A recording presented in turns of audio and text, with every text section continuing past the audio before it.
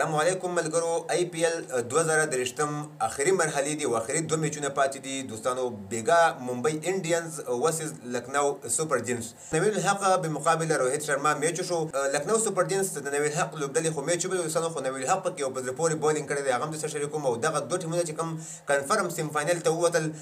دغه سیم فائنل به کوم ورځ باندې کیږي او د چا ترمن به وي دغه ټول معلومات د شریکوم دغه بیګانی میچ باندې ممبئی انډینز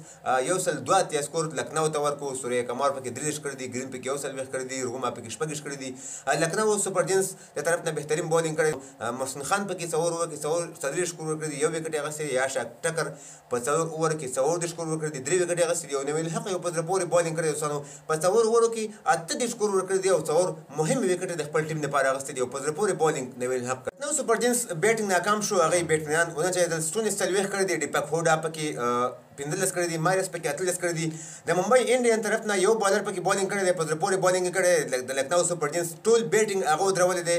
آکاش مډوال په 3.3 اوورو کې 15 سکور ورکړی دی او 15 غټي وکټ د خپل ټیم لپاره هغه سي چې د لکنو سوپر جینز په بیټینګ کې غټ ښکار جوړ شو نو دوستانو لکنو سوپر جینز دغه میچ او به لو 14.3 اوورو کې ټول لوبغاړي وسویدل او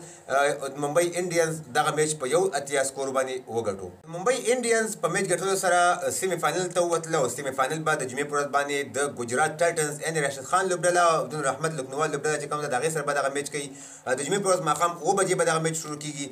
کوم ټیم چې میچ ګټي هغه به د چنای سوپر کینګز یعنې د دونی لوبډلې سره فائنل لوبه ترسره کوي دوستانو دا د ننني میچ سکور کارډ چې موږ تاسو سره شریک کړل زموږ ویډیو لایک کړئ او د نورو دوستانو سره حتما شیر کړئ ښه وخت درته غواړم د الله په امان